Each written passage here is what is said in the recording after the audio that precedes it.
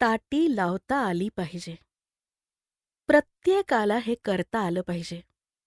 स्वतःला आतून काही काळ तरी बंद करून घेता आलं पाहिजे.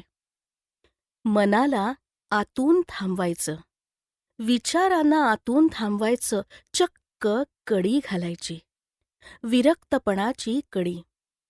माऊलींना हे सहज शक्य झालं, कारण त्यांनी विचारांची झेप त्यांच्या नियंत्रणात ठेवली होती.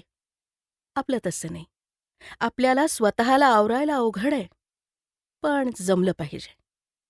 समाजाला काही काळ नाकारता आलं पाहिजे. नात्यांना काही काळ लांब ठेवता आलं पाहिजे. अगदी तो विश्वंभरही शक्य तेवढा बाजूला ठेवावा. श्वाससुद्धा सखा नाही याची जाणीव व्हावी.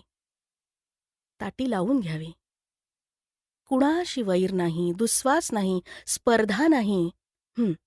पण अंतर ठेवावं. ताटी घट्ट करावी. ताटी बाहेरच्या जगाला त्यांच्याप्रमाणे वागू द्यावं. तो कोलाहल, त्या हाका ऐकूनही न ऐकल्यासारख्या कराव्यात. आणि आतल्या आत्मारामाचा आक्रोश ऐकावा. आतली हाक समजून घ्यावी. स्वतःला समजावून द्यावी. न जाणो, ती हाक जेव्हा आपल्याला कळेल, तेव्हा आपल्या आयुष्यात ही मुक्ताई आपल्या झोपडीबाहेर अवतरेल. ताटीची गरजच पडणार नाही. तीच हाका देईल, जोहार मांडेल. अशा वेळी ताटी उघडून तिच्या कुशीत जाणं म्हणजे आयुष्याचं सार्थक. हे झालं पाहिजे. या जन्मात नाही तर पुढच्या जन्मी.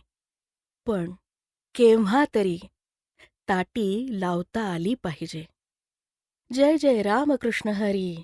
जय जय रामकृष्ण हरी.